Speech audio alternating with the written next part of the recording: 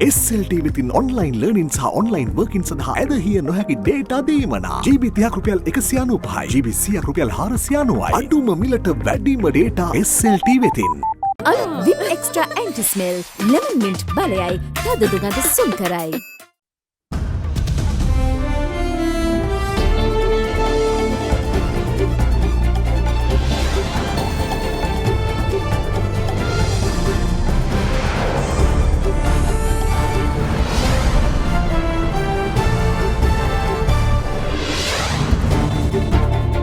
අද 2020 නොවැම්බර් 30 සඳුදා සිරස්තල මහර බන්ධනාගාර ගැටුමෙන් 8ක් මරුට 10 දෙනෙකුට අසාධ්‍යයි.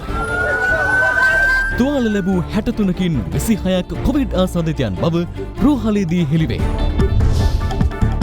බන්ධනාගාර ගැටුම ගැන පොලිසියෙන් හෙළිදරව්වක්. ඔවුන් යම් කිසි ආකාරයක පෙළඹවීමක් යම් පුද්ගලයෙකු කර ඇති බවට තොරතුරු ලැබිලා තියෙනවා. අදිසි හස්තයක් තියෙන බව අපිට විශ්වාසයෙන්. CIDෙන් කඩිනම් පරීක්ෂණයක් ආරම්භයි. කොවිඩ් මරණ 116ක් තෙක් ඉහළට. දංකොටුවේ කම්හලක 52 දෙනෙකුට කොවිඩ්. අද දින රටට හෙළි කළ කොවිඩ් මර්ධන දේශීය ඖෂධය ගැන රජයේ අවධානය. දෙවිනැගුම නඩුවෙන් බැසිල් ඇතුළු 4ක් නිදොස් කොට නිදහස්. වසර 5ක දීර්ඝ විභාගයකින් පසු වාණිජ මහාධිකරණය තීන්දුව කරයි.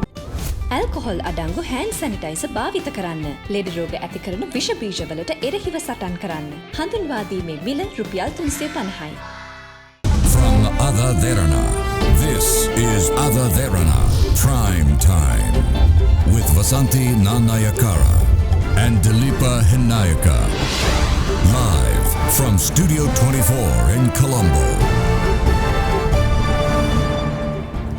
අයිබෝන් ඔබදත් එක්වන්නේ ශ්‍රී ලංකාවේ අංක එකේ සහ විශ්වසනීයම පුවත් විකාශය අද දෙරණ 6:55 සමගින්. මහර බන්ධනාගාරය තුළ ඇති වූ නොසන්සුන්කාරී තත්ත්වය හමුවේ බන්ධනාගාර නිලධාරීන් සිදු කළ වෙඩි තැබීමෙන් රැඳවුවන් 8 දෙනෙකු ජීවිතක්ෂයට පත් වුණා. ගැටුමෙන් තුවාල ලබා රෝහල් ගත කළ 63 දෙනා අතරින් 10 දෙනෙකුගේ තත්ත්වය බරපතල බවයි රාගම ශික්ෂණ රෝහලේ නියෝජ්‍ය අධ්‍යක්ෂ වෛද්‍ය සරත් ප්‍රේමසිරි මහතා සඳහන් කළේ. තුවාලකරුවන් අතර කොවිඩ් ආසාදිතයින් 26 දෙනෙකුද හඳුනාගෙන තිබෙනවා. The big story. බන්ධනාගාර තුළට කොවිඩ් වෛරසය ව්‍යාප්ත වීමට පටන් ගැනීමත් සමග මහර බන්ධනාගාරය තුළ අර්බුදකාරී තත්ත්වයක් මතව තිබුණා.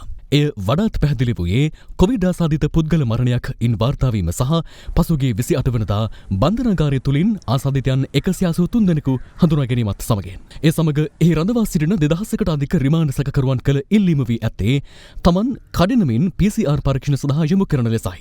එසේම නඩු කටයුතු ප්‍රමාද වීම නිසා දිගු කාලයක් රිමාන්ඩ් බහරේ සිටින තමන්ට අපලපා දෙන ලෙසත් ඔවුන් ඉල්ලා තිබෙනවා. රිමාන්ඩ් සැකකරුවන්ගේ මෙම ඉල්ලීම් වලට බන්ධනාගාරයේ දඬුවම් ලබමින් සිටින නදවියන්ගේ සහාය ලැබී නොමැති බවත් ඒ පිළිබඳ දෙපිරිස අතර නොසන්සුන්තාවයක් ඇති වූ බවත් ආරංචි මාර්ග පවසනවා.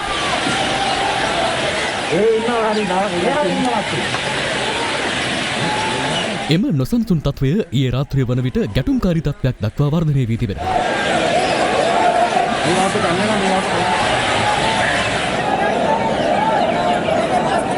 ඒ සමග බන්ධනාගාරයේ ඇතුළත ගේට්ටු බිඳ රඳවුවන් පිටතට පැමිණීමට උත්සාහ දරා ඇති බවයි පොලිසිය පැවසුවේ. එමෙන්ම රඳවුවන් බන්ධනාගාර අධිකාරීවරයාගේ සහ සහකාර අධිකාරීවරයාගේ කාර්යාලවලට ලේඛනාගාරයට ගබඩාවකට බන්ධනාගාරයේ ආහාර ගබඩාවට සහ භෝජනාගාරයට ගිනි තබා සිරිමැදිරි රසකටද හානි කර තිබුණා.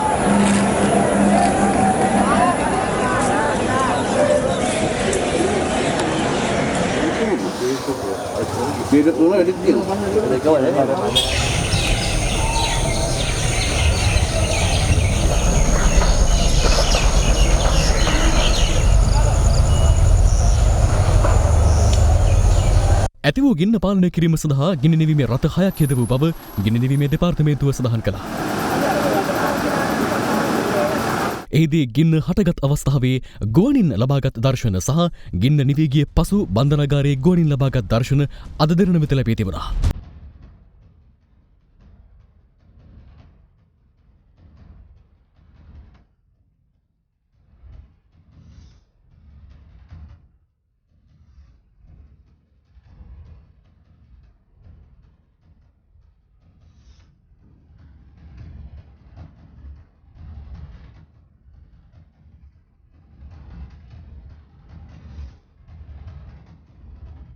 එමෙන්ම මෙම ගැටුම අතරතුර රැඳවුවන් බන්ධනාගාර නිලධාරීන් දෙදෙනෙකු ප්‍රාණාපකරුවන් ලෙස රඳවාගත් බවද පොලිසිය සඳහන් කළා. තත්ත්වය පාලනය කිරීමට බන්ධනාගාර නිලධාරීන් අවම බලය භාවිත කර ඇති අතර එහිදී වෙඩි ප්‍රහාර කිහිපයක් එල්ල කර තිබෙනවා. තත්ත්වය පාලනය කිරීම සඳහා පොලිස් විශේෂකාර්ය බලකාය කැඳ වූ අතර බන්ධනාගාරයෙන් පිටත ආරක්ෂාවද කඩිනමින් තහවුරු කෙරුණා.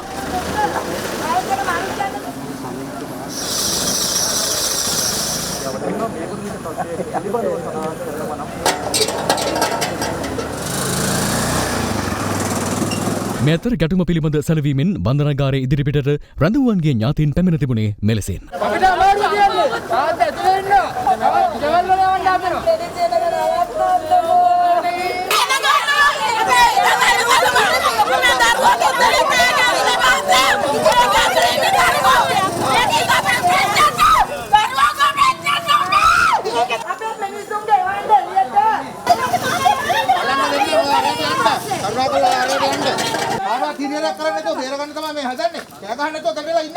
නොසන්සුන් තත්වයෙන් තුවාල ලැබුවන් කඩිනමින් රෝහල්ගත කිරීමට පියවර ගැනුවා.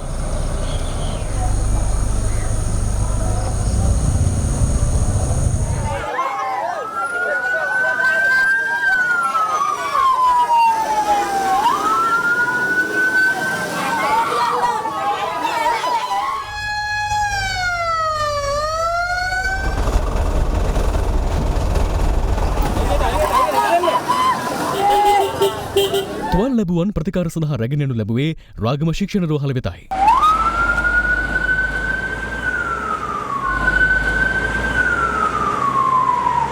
රැඳවුවන් 8 දෙනෙකු ගැටුමෙන් ජීවිතක්ෂයට පත් වූ අතර තුවාල ලැබුවන්ගේ සංඛ්‍යාව 63ක් දක්වා ඉහළ ගොස් තිබෙනවා.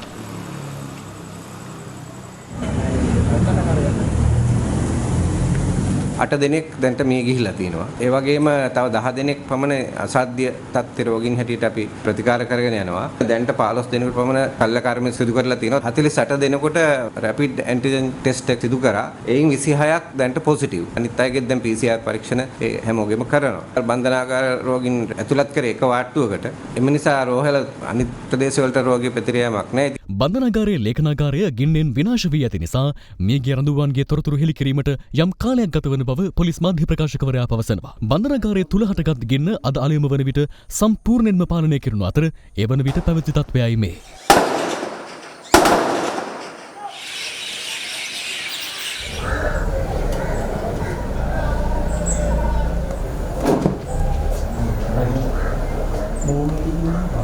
අද උදෑසන වන විට පොලිස් විශේෂකාර්ය බලකායද සහාය ඇතිව තත්ත්වය බොහෝ දුරට පාලනය කරනු අතර රැඳවුවන් ප්‍රාණාපයට තබාගෙන සිටි බන්ධනාගාර නිලධාරීන් දෙදෙනාද මුදා ගැනුණා. ඊ රාත්‍රියේ ඉඳන්ම අපි මේ ස්ථානයේ රැඳී සිටියා ඔබට තොරතුරු වාර්තා කිරීම සඳහා. ඉතින් උදෑසන 5 පමණ වෙදිත් අපිට දැක්කා අපිට අහන්න ලැබුණා වෙඩි ශබ්ද මේ ස්ථානයේ. නමුත් 6 පමණ වන විට මේ තත්ත්වය බොහෝ දුරට පාලනය කරන්නට පොලිසිය සමත් වුණා. අපි සූදානමින් ඉන්නවා මේ තොරතුරු මේ ස්ථානයේ ඉඳමින් නිරන්තරයෙන්ම ඔබට යාවත්කාරීන කරන්නට. පොලිස්පතිවරයාගේ උපදෙස් පරිදි බස්නාහිර පළාත බහර ජ්‍යෙෂ්ඨ නියෝජ්‍ය පොලිස්පති දේශබන්දු දෙන්නකෝන් මහතාද සිද්ධිය පිළිබඳ සොයා බැලීමට අද පෙරවරුවේ මහර බන්ධනාගාර පරිශ්‍රයට පැමිණියා. මහේස්ත්‍රාත්තුමා කැඳවලා ඒ සම්බන්ධයෙන් පරීක්ෂණ කටයුතු ආරම්භ කර තිබෙනවා ජ්‍යෙෂ්ඨ පොලිස් අධිකාරිවරයෙක් යටතේ. යනුවේ දැන් සාමකාමී වාතාවරණයක් තියෙන්නේ. බන්ධනාගාරයේ දේපොළ වල වෙච්ච අලාභය ඒ වගේම වෙච්ච තුවාලවීම සම්බන්ධව මහේස්ත්‍රාත්තුමාගේ අතින් පරීක්ෂණ පැවැත්වෙනවා. නොයෙකුත් කාරණා නිසා තමයි මේක ආරම්භ වෙලා තියෙන්නේ. මේ කොරෝනා වෛරස් තත්ත්වයත් එක්ක තමයි මේක ආරම්භ වෙලා තියෙන්නේ. ඒ වගේම සෑහෙන පිරිසක් මම හිතන්නේ බන්ධනාගාර රෝහල ආශ්‍රිත තිබිච්ච ඖෂධ කපඩාවේ තිබිච්ච යම් ඖෂධ වර්ග භාවිතා කරලා සෑහෙන මත්ගතියකින් හිටපු බව අපේ වුණා ඊ රාත්‍රියේ මුළුල්ලේම. ඒ අයගේ මත්ගතියත් එක්ක තමයි ප්‍රචණ්ඩත්වයේ ගියේ. මේ වෙද්දී ඒක නෝමල් තත්ත්වයට හැරිලා තිනවා. මෙතනින් එහාට අවශ්‍ය පියවර අපි ගන්නවා. අද පෙරවරුව වන විටත් බන්ධනාගාර පරිශ්‍රයේ ඉදිරිපිට රැඳවුවන්ගේ ඥාතීන් රැස්ව සිටියේ මෙලෙසින්. අපිට මේ ඉන්නවනම් මේ හරි කියන්න ඕනේ අපිට අපේ දරුවෝ අපිට රටේ අපි දෙන්නේ ත්‍යාගන ඉඳලා කරගෙන ඉන්නවා උන්ට මෙහෙම ගහලා මරනවා කොරෝනා දිව මරනවා මේක සැපයි මගේ අරු වැඩියා පුදුමා තේනවා යන්නේ කලාවෝ මොනවද කරන්නේ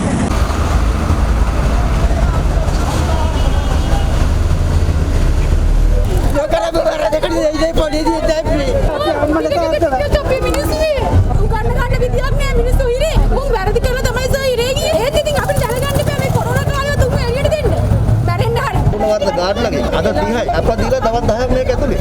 ඒක අප දීලා දවස් 10ක්.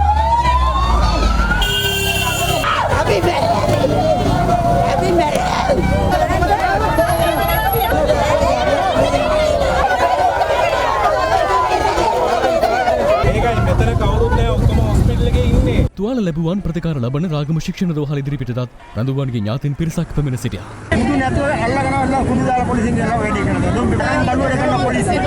අපි කියන්නේ වෙන දෙයක් නේ අපිට හිතවද නැද්ද කියලා කියන්නේ එච්චරයි. මගේ මුණු පුරා බලන්න යන්න දෙන්නේ නැහනේ. අපි මාස 3කින් මේ ළමයිගේ මූණක් දැක්කේ නෑ අපි. අර මේලා ඉන්නේ දෙක පුරෝතුලාගෙන.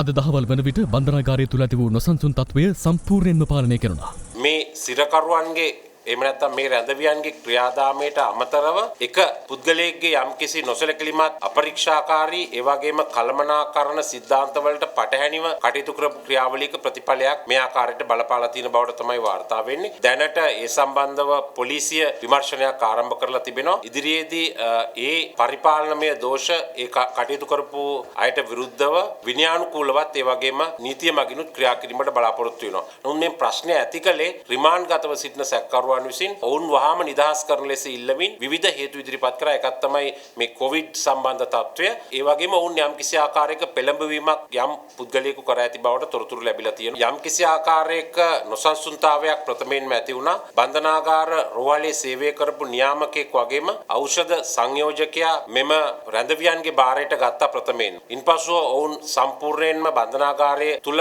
පළවෙනි ගේට්ටුව දෙවෙනි ගේට්ටුව කඩාගෙන එළියට පැමිණීමට උත්සාහ කර අවස්ථාවේ බන්ධනාගාර ආරක්ෂා පනත යටතේ බන්ධනාගාර නිලධාරීන්ට තිබෙන බලය අනුව ඔවුන්ට තියෙන වගකීම් ඉෂ්ට කරා. ඒ අනුව බලය පාවිච්චි කිරීමක් සිදු කළා. එෙහිදී ප්‍රථමයෙන්ම එක් රැඳවියෙක් මිය ගියා. තවත් තිදෙනෙකුට තුවාල සිදු වුණා. ඒ වගේම අපි 400ක් ගෙන් යුක්ත පොලිස් නිලධාරී කණ්ඩායමක් කැලණිය ජ්‍යෙෂ්ඨ පොලිස් අධිකාරිවරයාගේ ප්‍රධානත්වයෙන් ඒ වගේම බස්නාහිර පළාත භාර ජ්‍යෙෂ්ඨ නියෝජ්‍ය පොලිස්පතිගේ අධීක්ෂණය යටතේ මේ ස්ථානට යවුවා. ඒ වගේම 200ක පමණ විශේෂ කාර්ය බලකායේ පිරිසක් යවුවා. නමුත් කිසිම අවස්ථාවක පොලිසිය හෝ විශේෂ කාර්ය බලකායේ බන්ධනාගාරයේ තුල තිබිච්ච මෙහෙයුම් වලට සහභාගී වුණේ නැහැ. බන්ධනාගාරයේ අවට ආරක්ෂාව සැපයුවා. විශේෂයෙන්ම මේ රටේ මද්ද්‍රව්‍ය ජාවාරම් වලට සම්බන්ධ ඒ වගේම සාමූහික අපරාධ වලට සම්බන්ධ යම් පිරිස් මේ ස්ථානයේ රඳවලා තබලා තියෙනවා.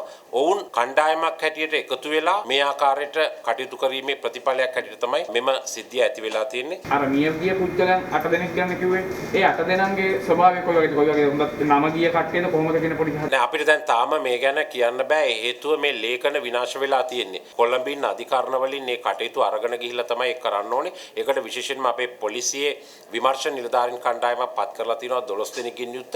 අර නැති වෙලා තියෙන එතකොට මේ මොන කැටගරි ඉන්න කට්ටියද මේ රිමාන්ඩ් වන්න මේ බහුතරයක් තුවාල වෙච්ච මියගිය අය රිමාන්ඩ් එකේ හිටපු අය. මෙතර තත්ත්වය පාලනය කිරීමෙන් පසු බන්ධනාගාර පරිශ්‍රයේ සිට නිරෝධායනය සඳහා රැඳවුවන් බස් රථවලින් රැගෙන යන අවස්ථාවේ ඒ ඉදිරිපිටට රැස්ව සිටි රැඳවුවන්ගේ ඥාතීන් නොසන්සුන් අයුරින් හැසිරුණා.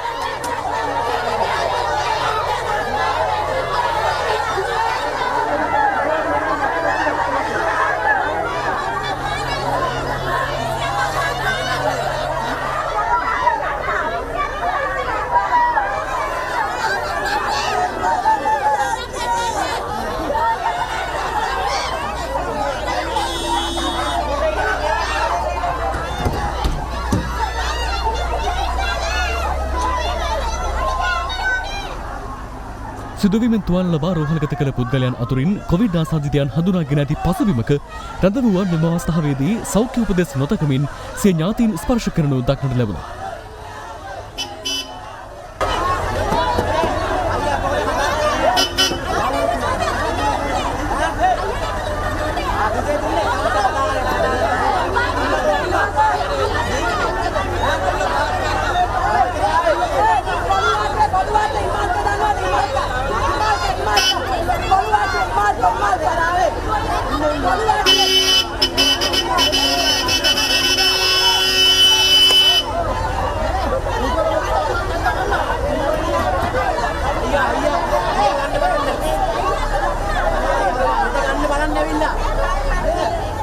මහර බන්ධනාගාරයේ ඇති වූ නොසන්සුන්කාරී තත්ත්වය සම්බන්ධයෙන් විශේෂ විමර්ශනයක් ආරම්භ කරන ලෙස ආරක්ෂක ලේකම් විශ්‍රාමික මේජර් ජෙනරාල් කමල් ගුණරත්න මහතා පොලිස්පති සී.ඩී. වික්‍රමරත්න මහතාට උපදෙස් ලබා දී තිබෙනවා. ඒ අනුව සිදුවීම සම්බන්ධයෙන් වහාම පූර්ණ අපරාධමය පරීක්ෂණයක් ආරම්භ කරන ලෙසයි පොලිස්පති සී.ඩී. වික්‍රමරත්න මහතා අපරාධ පරීක්ෂණ දෙපාර්තමේන්තුවට නියෝග කර ඇත්තේ.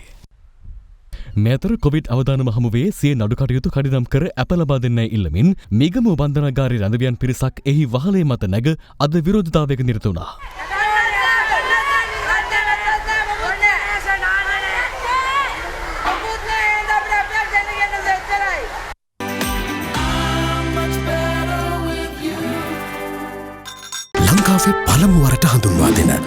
ripen veggie cracker. Crunchy veggie. Mahara බන්ධනාගාරය තුළ සිදු වූ නොසන්සුන්කාරී තත්ත්වය පිළිබඳ විමර්ශනයක් සිදු කිරීම සඳහා බන්ධනාගාර ප්‍රතිසංස්කරණ රාජ්‍ය අමාත්‍යාංශයේ ලේකම්වරියගේ ප්‍රධානත්වයෙන් කමිටුවක් පත් කර ඇති බව බන්ධනාගාර ප්‍රතිසංස්කරණ රාජ්‍ය අමාත්‍ය සුදර්ශනී ප්‍රනාන්දුපුල්ලේ මහත්මිය අද පාර්ලිමේන්තුවේදී සඳහන් කළා.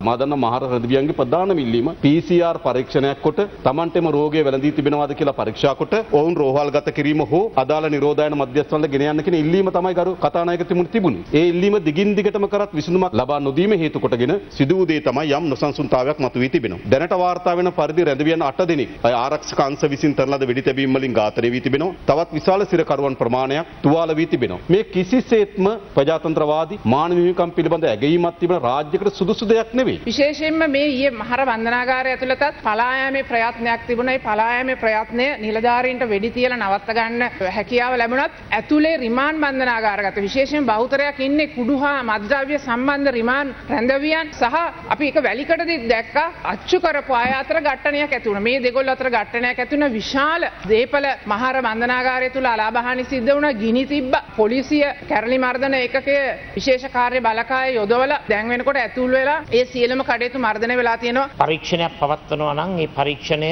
ස්වාධීනව අපක්ෂපාතීව පැවැත්වන්නට ඕන. අමාත්‍යාංශ ලේකම්වරයාගේ සභාපතිත්වයෙන් පරීක්ෂණයක් පවත්වනවායි කියන එක ගැන ඒක සාධාරණ ක්‍රියාවක් නොවේ. ස්වාධීන කණ්ඩායමක් පත් කරලා මේ සිදුවීමේ සත්‍ය හොයාගන්න. අපි අනිවාර්යයෙන්ම මේ පිළිබඳ අගමුල හොයන්න ඕන. අදිසි හස්තයක් තියෙන බව අපිට විශ්වාසය නිසා ලේකම්තුමියගේ ප්‍රධානත්වයෙන් කමිටුවක් දැම්මා වගේ අපි සූදානම් ස්වාධීන කමිටුවක් දාලා අපිටත් අවශ්‍යයි මේකේ හොයන්න කවුද මේකට සම්බන්ධ කවුද මේවට අනුබල දෙන්නේ කියන එක හොයා ගැනීම රජයක් හැටියට වැදගත් වෙනවා. ඒ වගේම රහස් පොලිසියටත් අපි මේ සඳහා පරීක්ෂණ අපි බාර දෙනවා. වැලිකඩ හිරගෙදර සමයන් කියලා හිටපු පසුගිය කාලේ මරා දමන ලද අපරාධකාරයාගේ ගෝලයෙක් හිටියා චතුරංග කියලා. ඒ චතුරංග ඇතුළු කණ්ඩායමක් වැලිකඩ හිරගෙදර සරප් කියලා තියෙනවා යම් කිසි පෙත්තක්. ඒකට කියනවා රිවර්ස් කියලා. ඒ පෙත්ත ගෙනල්ලා හිරකරුවන් දවස් දෙකකදී හිරකරුවන් දෙදෙනා බැගින් දීලා බැලුවා. බැලුවම ඒ පෙත්ත ගැහුවම ගරු කතානායකතුමනි කෙනෙකුගේ ලේ දකින්න ඕන. මේගොල්ලෝ මේ අත්හදා බැලීම කරලා මේගොල්ලෝ ලෑස්ති වුණා වැලිකඩ හිරගෙදර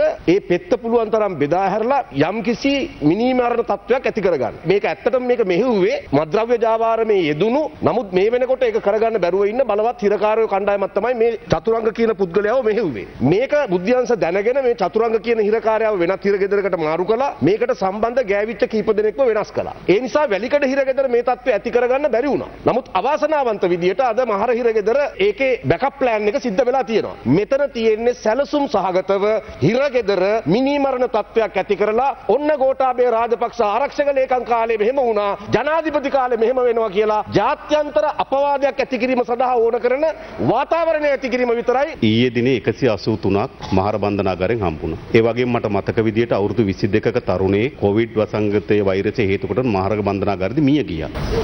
82ක කෙනෙක් මිය ගියා. කවුරු හරි එක්කෙනෙක් මිය ගියා. නේද? 82ක් පැනලා පාර්ලිමේන්තුවෙන් දගල් නැහැ 82 කෙනෙක් මිය ගියපු ගමන් hina වෙනවා. පව් මේ මිනිස්සු ගැන. ගරු දිනේෂ් ගුණවර්ධන නැමතුවා නේද? 82 කියන්නේ මැරෙන්න නියම කරපු වයසක් නෙවෙයිනේ. ඒතකොට ඒ රැඳවුම් බන්ධනාගාරයේ ඉන්න බොහෝ අය රිමාන්ඩ් සිරකරුවන්. අධිකරණයේ ඉදිරිපත් නොකොට මාස 11කට අධික කාලයක් සමහර අය ගත වෙමින් තිබෙනවා. අධිකරණ කටයුතු ඇනහිටීම නිසා ඒගොල්ලෝ සිටිය යුතු කාලයට වඩා වැඩි කාලයක් බන්ධනාගාර ගත වී තිබෙනවා. ඒ වගේම Tamante වෛරසය වැළඳේවිද කියන සැකය මතුවලා තිබෙනවා. ඒ නිසා වෙන හස්ත මොනවා තිබුණා. මෙතන සැබෑ ප්‍රශ්නයක් තිබෙනවා ඒ සිරකරුවන්ගේ නොසන්සුන්තාවය මතුවෙන්න. ඒ නිසා ඒ ප්‍රශ්නෙටයි විසඳුම ඕන. මේ නිකන් හරියම නේද? ෂර්ලොක් හෝම් පන්නේ වීරියන් කතා ගොතමින් බොහොම ස්තුතියි මත්තුමා. දිවිනැගුම අරමුදල් වංචා කළ බවට චෝදනා එල්ල වී සිටි හිටපු අමාත්‍ය බැසිල් රාජපක්ෂ මහතා ඇතුළු විත්තිකරුවන් 4 දෙනා නිදොස් කොට නිදහස් කිරීමට කොළඹ වාණිජ මහාධිකරණය අද නියෝග කළා. දීර්ඝ නඩු විභාගයකින් අනතුරුව අද තීන්දුව ප්‍රකාශයට පත් කරමින් කොළඹ වාණිජ මහාධිකරණ විනිසුරු ආර් ගුරුසිංහ මහතා මෙම නියෝගය ප්‍රකාශයට පත් කළා. 2015 වසරේ ජනාධිපතිවරණය පැවති සමයේ දිවිනැගුම සංවර්ධන දෙපාර්තමේන්තුවට අයත් රුපියල් මිලියන 2992ක මුදලක් වැය කර නිවාස ආධාර ලබා දීමෙන් රජයේ මුදල් සාවද්ද ලෙස පරිහරණය කළ යයි චෝදනා එල්ල වී සිටි හිටපු අමාත්‍ය බැසිල් රාජපක්ෂ මහතා ඇතුළු විත්තිකරුවන් 4 දෙනා නිදොස් කොට නිදහස් කිරීමට කොළඹ වාණිජ මහාධිකරණය අද නියෝග කළා. අදාළ නඩුවේ සැසුවිත්කරුවන් වූ ආර්ථික සංවර්ධන අමාත්‍යාංශයේ හිටපු ලේකම් වෛද්‍ය නිහාල් ජයතිලක, දිවිනගුම සංවර්ධන දෙපාර්තමේන්තුවේ හිටපු අධ්‍යක්ෂ ජනරාල් කිත්සිරි රණවක සහ නියෝජ්‍ය අධ්‍යක්ෂ ජනරාල් බන්දුල තිලකසිරි මහතාද නිදොස් කොට නිදහස් කෙරුණා. ඉකුත් යහපාලන සමයේදී නීතිපතිවරයා විසින් ගොනු කර තිබූ නඩුව අද කැඳ වූ අවස්ථාවේදී කොළඹ වාණිජ්‍ය මහාධිකරණ විනිසුරු ආර් ගුරුසිංහ මහතා ප්‍රකාශ කළේ නිවාස ආධාර ලබා දීමේ වැඩපිළිවෙල ක්‍රියාත්මක වී තිබෙන්නේ දිවිනගුම කළමනාකරණ සභාව විසින් ගනු ලැබූ ඒකමතික තීරණයකට අනුව බවයි. එය විත්තිකරුවන්ගේ අවශ්‍යතාවය මත පමණක් ක්‍රියාත්මක කළ වැඩපිළිවෙලක් නොවන බව සාක්ෂි වලින් පෙනී යන බවද විනිසුරුවරයා ප්‍රකාශ කර තිබෙනවා. ඔහු වැඩිදුරටත් පෙන්වා දී ඇත්තේ දිවිනැගුම බැංකුව බැංකු පනත යටතේ ගැසට් කරන ලද බැංකුවක් වශයෙන් පෙනී නොයන අතර එහි පවතින මුදල් දිවිනැගුම ආධාරලාභීන්ගේ මුදල් බැවින් අදාළ බැංකුව පොදු දේපල පනතට ගැනෙන බැංකුවක් වශයෙන් නිර්වචනය කළ නොහැකි බවයි. එමෙන්ම විනිසුරුවරයා වැඩිදුරටත් පැවසුවේ මෙම නිවාස ආධාර ලබා දී තිබෙන්නේ දිවිනැගුම සහනාධාරලාභීන්ට මිස විත්තිකරුවන්ගේ පෞද්ගලික පරිහරණයට නොවන බවයි. අදාළ නඩුවේ තීන්දුව ප්‍රකාශයට පත් කරමින් වාණිජ්‍ය මහාධිකරණ විනිසුරු ආර් ගුරුසිංහ මහතා සඳහන් කළේ විත්තිකරුවන්ට එරෙහිව එල්ල වී ඇති චෝදනා සාධාරණ සැකයකින් තොරව ඔප්පු කිරීමට පැමිණිලි පාර්ශවය අසමත් බැවින් ඔවුන් නිදොස් කොට නිදහස් කරන බවයි. මේ අතර 2015 ජනාධිපතිවරණ සමයේදී දිවිනැගුම සංවර්ධන දෙපාර්තමේන්තුවට අයත් රුපියල් මිලියන 38ක මුදලක් වැය කර GI බට මිලදී ගැනීමේ සිද්ධියට සහ රුපියල් 2 කෝටි 92 ලක්ෂයක් වැය කරමින් හිටපු ජනාධිපති මහින්ද රාජපක්ෂගේ රුව ඇතුළත් ලිත් 50 ලක්ෂයක් මුද්‍රණය කර බෙදා හැරීම ඇතුළු චෝදනා යටතේ පවරා ඇති නඩු දෙක අද කොළඹ මහාධිකරණයේ හමුවේ කැඳවනු ලැබුවා. එහිදී දැනට පනවා ඇති විදෙස් ගමන් තහනම ඉවත් කරන ලෙසට ඔවුන්ගේ නීතිඥවරුන් අධිකරණයෙන් කළ ඉල්ලීමකට අනුව හිටපු අමාත්‍ය බැසිල් රාජපක්ෂ මහතාගේ විදෙස් ගමන් තහනම ඉවත් කිරීමේ නියෝගය අද මහාධිකරණය විසින් නිකුත් කළා. සතුටු වෙන වගේම නොකරපු වැරද්දකට චෝදනාවක් ඉදිරිපත් වුණාම මම අනුගමනය කරේ කිපෙන්නෙත් නැතුව, සැලෙන්නෙත් නැතුව, බිය වෙන්නෙත් නැතුව කටයුතු කරා. ඒක මට ප්‍රතිඵල ලැබුණා. මන්ත්‍රීවරුන්ගෙන් ඉල්ලීමක් තියෙනවා ඔබතුමාට නැවත පාර්ලිමේන්තුවට නෑ, ඒ කියන්නේ එතුමාලට ස්තුතිවන්ත වෙනවා. ඒක උඩ නෙවෙයි මගේ තීන්දුව ගන්න. මගේ මේ අතර අද දිනේදී සේ නඩු තීන්දුව ප්‍රකාශයට පත්වීමෙන් පසුව හිටපු අමාත්‍ය බැසිල් රාජපක්ෂ මහතා විහාරස්ථාන කිහිපයකට ගොස් ආශිර්වාද ලබා ගත්තා. පාර්ලිමේන්තුවෙන් ආරාධනාවක් ලැබුණොත් එනවද ඔබ? ජනාධිපතිතුමත් අගමැතිතුමත් ආරාධනා කරලා තියෙන ඉතින් මම. ඒක පෞද්ගලික තීන්දුව. ඒ කියන්නේ ඔබතුමාගේ තාමත් කැමැත්තක් නැද්ද පාර්ලිමේන්තුවට යන්න? ඇත්තටම කැමති නෑ. පාර්ලිමේන්තුවට ආවත් ආර්ථිකය ශක්තිමත් කරන ඔබතුමා එන්නත් පුළුවන් නොවෙන්නත් පුළුවන්. එන්න අවශ්‍යතාවයක් වුණොත් ඉතින් එන්න වෙනවා. එහෙම නෙවෙයි මං කියන්නේ දැනට නෑ. දංකොටුව කටුකෙන්ද ප්‍රදේශයේ පෞද්ගලික මත්ස්‍ය කර්මාන්ත ආයතනයක සේවක සේවිකාවන් 52 දෙනෙකුට COVID-19 වෛරසය ආසාදනය වී ඇතැයි තහවුරු වී තිබෙනවා. ඔවුන්ට වෛරසය ආසාදනය වූ ආකාරය පිළිබඳව තව දුරටත් පරීක්ෂණ සිදුවන බවයි ප්‍රදේශයේ භාර උසස් සෞඛ්‍ය නිලධාරියෙකු සඳහන් කළේ. මේ අතර තවත් මරණ 7ක් ඊයේ වාර්තා වීමත් සමග කොවිඩ් දෙවන රැල්ලේ මරණ සංඛ්‍යාව 100 ඉක්මවා තිබෙනවා.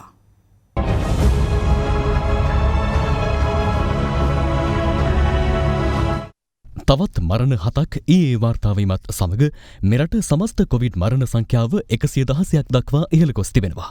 කොම්පඤ්ඤ වීදියේ පදිංචි 50 හැවිරිදි කාන්තාවක් මුල්ලියරියාව මූලික රෝහලේදී ජීවිතක්ෂයට පත්ව තිබුණේ COVID-19 නියුමෝනියාව සහ නිදන්ගත පෙනහළු රෝගයක් හේතුවෙන්.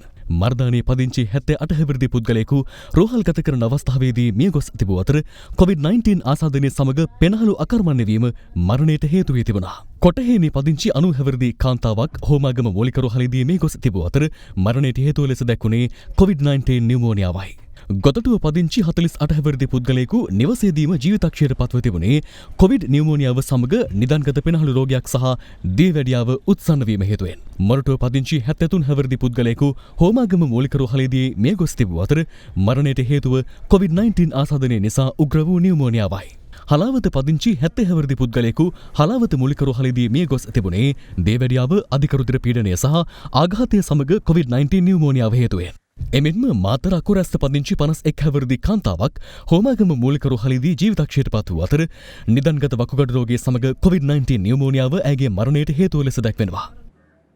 ඊයේ මෙරටින් හඳුනාගත් COVID-19 ආසාදිතයන් ගණන 496ක් වන අතර ඔවුන් දිවයිනේ දිස්ත්‍රික්ක 17කට අයත් වනවා. ඒ අතරින් 167 දෙනෙකුම වාර්තා වුණේ කොළඹ දිස්ත්‍රික්කයෙන්. කොළඹ මහනගර සභා සේවකයන් 78 දෙනෙකු, අලුත්කඩේ ප්‍රදේශයෙන් 44 දෙනෙකු සහ ග්‍රෑන්ඩ් පාස් ප්‍රදේශයෙන් 14 දෙනෙකු ඒ අතරට අයත්. අපි පහුගිය දවස්වල දැක්ක ප්‍රවණතාවයක් තමයි රැපිඩ් ඇන්ටිජන් ටෙස්ට් මගින් පරීක්ෂා කිරීමේදී හඳුනා ගන්නා රෝගීන් ප්‍රමාණය ක්‍රමානුකූලව අඩුවීමක් දකිනවා. ඒ වගේම තමයි PCR පරීක්ෂණ කිරීමේදී ඔවුන්ගේ තියෙන වෛරස් ප්‍රමාණය ඒකේ අඩුවීමක් අපි දකිනවා.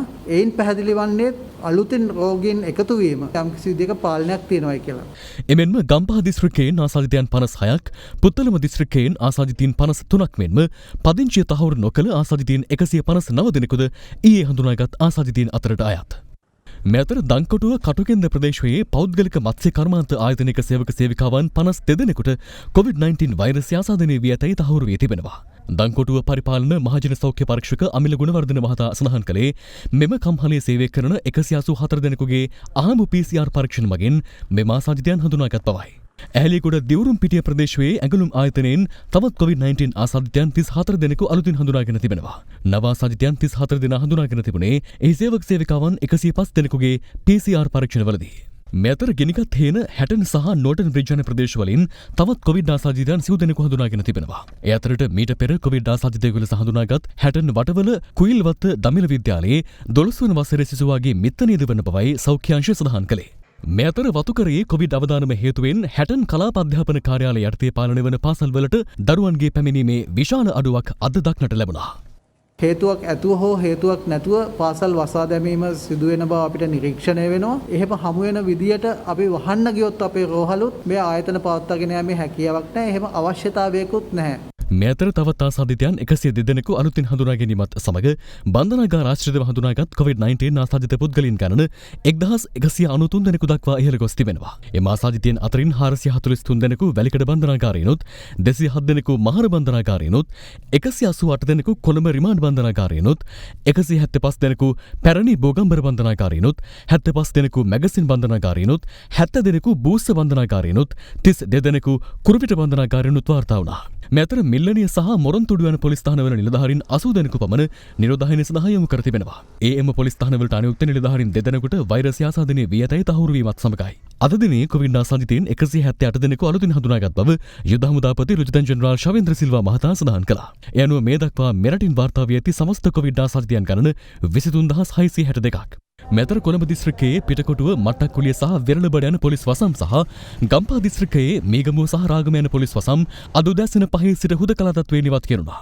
පිටකොටුව පොලිස් වසමේ හුදකලා තත්ත්වයේ ඉවත් කෙරුණද මැනින් වෙළඳ පොලිය සහ 4 වන සහ 5 වන හරස් වීදිවල තොග වෙළඳාම් කටයුතු නැවත දැනුම් දෙනතුරු අත්හිටුවා තිබෙනවා.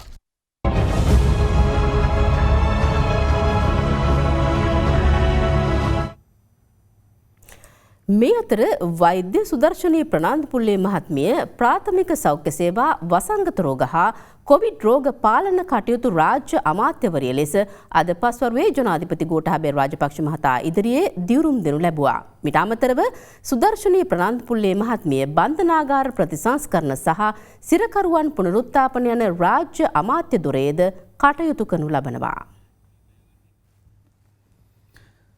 COVID-19 වෛරසයට එරෙහිව දේශීයව නිෂ්පාදනය කළ ඖෂධය පිළිබඳ වැඩිදුර පරීක්ෂණ කිරීමට තවදුරටත් බටහිර වෛද්‍යවරුන්ගේ සහාය අපේක්ෂා කරන බව දේශීය වෙදකම් ප්‍රවර්ධන, ග්‍රාමීය හා ආයුර්වේද රෝහල් සංවර්ධන හා ප්‍රජා සෞඛ්‍ය රාජ්‍ය අමාත්‍ය සිසිර ජයකොඩි මහතා පවසනවා. අද දෙරණ ඊයේ රාත්‍රියේ රට හමුවේ අනාවරණ කළ මෙම ඖෂධය පිළිබඳ පාර්ලිමේන්තුව දැනුවත් කරමින් අමාත්‍යවරයා මේ බව කියා සිටියා. COVID-19 වෛරසයට එරෙහිව ලෝපුරා පරීක්ෂණ සිදුවන පසුබිමක මෙරට තුළද සිදුවන එවැනි පරීක්ෂණයක් පිළිබඳව අද දෙරණ ඊයේ රටට අනාවරණ කළා. කෑගල්ල ප්‍රදේශයේ වෙද මහතෙකු විසින් නිර්මාණය කළ ඖෂධයක් අත්හදා බැලීමට වතුපිටිවල කොවිඩ් ප්‍රතිකාර මධ්‍යස්ථානයේ වෛද්‍ය කණ්ඩායමක් සමත් වී තිබුණා. දින 3ක් ඖෂධ ලබා දීමෙන් පසු සිදු කළ PCR පරීක්ෂණ වලින් අනතුරුව රෝගීන්ගේ සිරුරෙන් 100% කොවිඩ් වෛරසය විනාශ වන බව පළමු පරීක්ෂණයෙන් සහ දෙවන පරීක්ෂණ වලින් තහවුරු කර ගැනීමට එම වෛද්‍යවරුන්ට හැකි වුණා. එවැනි පසුබිමක මෙම පරීක්ෂණය පිළිබඳව දේශීය වෙදකම් ප්‍රවර්ධන, ග්‍රාමීය හා ආයුර්වේද රෝහල් සංවර්ධන හා ප්‍රජා සෞඛ්‍ය රාජ්‍ය අමාත්‍ය සිසිර ජයකොඩි මහතා අද පාර්ලිමේන්තුවද දැනුවත් කළා. ඊයේ දවසේ අපි දැක්ක දෙරණ රූපවාහිනී නාලිකාවේ විශේෂයෙන්ම අරණායක ප්‍රදේශයේ සිටින බණ්ඩාර වෙද මහත්මයාගේ සොයා ගැනීම පිළිබඳව ගරු උදේකාන්ත මැතිතුමා සමග එම වෛද්‍යවරයා පිළිබඳ තොරතුරු ලැබුණ වහාම අපි දැන් සතියකට පෙර එම වෛද්‍යතුමාව මුණ ගැසුණා. විශේෂයෙන්ම ඒ පිළිබඳ සායනික අධ්‍යයනයක් පරීක්ෂණයක් වතුපිටිවල රෝහලේ බටහිර වෛද්‍යවරුන් විසින් සිදු කරන ලැබුවා. ඉතින් ඒ නිසා අපි මේ වෛද්‍යවරුන්ට අගය කරනවා. ඒ වගේම ඒ වෛද්‍යවරුන්ට හානි කර කිසිම දෙයක් කරන්න කටයුතු නොකරන්න කියන ඉල්ලීම මේ වෙලාවේ කරන්නත් අපි අවස්ථාවක් කරගන්නවා. ඒ නිසා දේශීය වෙදකමත් බටහිර වෛද්‍ය ශාස්ත්‍රයේ දැනුමත් පර්යේෂණ මාර්ගات උපකරණ තාක්ෂණයත් උපයෝගී කරගෙන සම්බන්ධ කරගත්ත වැඩපිළිවෙලකින් තමයි අපේ රටට අවශ්‍ය යහපත ජයග්‍රහණය ඉදිරියට ගෙනියන්න පුළුවන් කියන විශ්වාසය අපි තියෙනවා. වෛද්‍ය අධිකාරී චූල බණ්ඩාරත් ඒ වගේම කොවිඩ් ප්‍රවර්ධන ඒකකයේ භාරව වෛද්‍ය ධම්මික කුමාරත් ඒ වෛද්‍යවරු මේ දේශීය ඔසුවක් හඳුන්වා දුන්නා කියලා ඊයේ දෙරණ ප්‍රවෘත්ති වලට ප්‍රකාශ කරා. හැබැයි මේ ප්‍රවෘත්තියෙන් පස්සේ මේ වෛද්‍ය ධම්මික කුමාරව ඒ තනතුරෙන් ඉවත් කරලා තියෙනවා කියලා අපිට දැනගන්න ලැබෙනවා. මම හිතන්නේ මුළු ලෝකෙම අද මේ රෝගයෙන් ජනතාව බේරගන්න උත්සාහ ගන්නකොට මට තේරෙන්නේ නැහැ ලංකාව අඩියක් පස්සට ගන්න කියලා. රජයේ වෛද්‍ය නිලධාරීන්ගේ සංගමයේද කොවිඩ් වෛරසයට එරෙහිව දේශීය ඖෂධයක් අත්හදා බැලීම සම්බන්ධයෙන් අද පැවති මාධ්‍යමුකදී අදහස් පළ කළා. මම හිතන්නේ ඊයේ ජනමාධ්‍ය වාර්තා කළ අවසිද්ධිය මේ කොවිඩ් සම්බන්ධයෙන් යම් සාර්ථක ප්‍රතිඵලයක් යම් කෙනෙකුට ගන්න පුළුවන් නම් ඒක විද්‍යාත්මක තහවුරු වෙනවා නම් ඒ ක්‍රමවේදයේ ආයුර්වේද වෛද්‍ය කර්මය තුළ සිදු කිරීම සම්බන්ධයෙන් බටහිර වෛද්‍යවරු විදිහට අපේ කිසිදු ගැටලුවක් නැහැ. හැබැයි මේ කොවිඩ් වලට හොයාගත්තේ දේශීය වෛද්‍ය මෙච්චරම සාර්ථක වෙච්ච පළවෙනි බෙහෙත මේක. ඔව් ඒක තමයි. දැන් මේ සම්බන්ධව ජනමාධ්‍යෙන් තමයි හෙළිදරව් වුණේ. ඒතකොට ඒ අධ්‍යයන පත්‍රිකා සම්බන්ධයෙන් අපි විශ්ලේෂණයක් කරන්නේ නැතුව ඒ සම්බන්ධයෙන් හරි උත්තරයක් දෙන්න බෑ. මේ ප්‍රතිඵලය මුළු රටටම විතරක් නෙමෙයි මුළු ලෝකෙටම ඉතාම වැදගත් වෙන පරීක්ෂණයක් වෙයි මේක සාර්ථක වුණා. මේක සාර්ථක වෙන සහාය දෙනවද ඉදිරියේදී කොහොමද? අනිවාර්යයෙන් අපේ මට්ටම තුල දෙන්න පුළුවන් සහයෝගයක් මේ ක්‍රියාවලිය සම්බන්ධයෙන් නිශ්චිත ක්‍රමවේද තුල මේක යනවා නම් කොහොමද අද විධායක සභාව තුලදී අපි මේ සම්බන්ධයෙන් කතා කරන්න බලාපොරොත්තු වෙනවා. දැන් තවත් පුවත් කිහිපයක්. 1985 වසරේදී මෙරටින් පාකිස්තාන ආණ්ඩුවට ප්‍රදානය කෙරුණු කාවන් නැමැති අලියා එරට සිට කාම්බෝජයේ අභයභූමියක් විතරගෙන ගොස් තිබෙනවා. ඒ වසර 35ක කාලයක් පුරා පාකිස්තානයේ දුක් ගැහැට විඳින්මින් ගත කළ ජීවිතයට සමුදෙමින් ලෝකයේ හුදකලා අලියා ලෙසින් හඳුන්වන මෙම සත්වයා විඳින දුක් ගැහැට පිළිබඳ සත්ව සංවිධාන රැසක් කාලයක් තිස්සේ සිය හඬ අවදි කළා. වසර ගණනාවක් පුරා තමන් වගා කළ ඉඩම් වන සංරක්ෂණ නිලධාරීන් බලහත්කාරයෙන් අල්ලාගෙන තිබ බවට චෝදනා කරමින් වැල්ලවාය වන්දම දෙමළිය ප්‍රදේශවාසීන් අද විරෝධතාවයක නිරත වුණා. මෙතමල තුවක්කු ගෙහිල්ලා පොලිසිය ගහලා අපිට තර්ජන කරනවා ඒගොල්ලෝ. මෙතර පොළොන්නරුව නගරයේ සිට යක්කුරේ ගම්මානය දක්වා මනම්පිටිය හරහා දිවෙන කෙටි මාර්ගයේ භාවිතයට වනජීවී නිලධාරීන් අවසර නොදෙන බව පවසමින් ප්‍රදේශවාසීන් පොළොන්නරුව වනජීවී කාර්යාලය ඉදිරිපිට විරෝධතාවයක නිරත වුණා.